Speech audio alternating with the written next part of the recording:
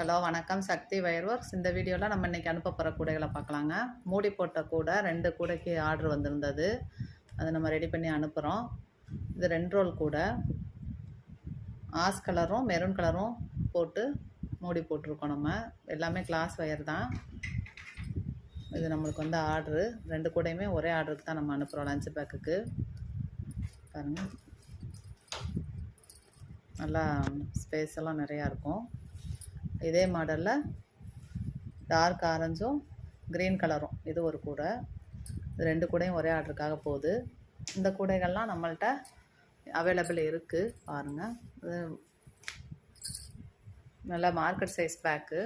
Multi colour நிறையா பேர் விரும்புகிறீங்க, அதனால் மல்டி கலர்லேயும் நம்ம போட்டிருக்குறோம். இதில் 3 கூடை இருக்குது.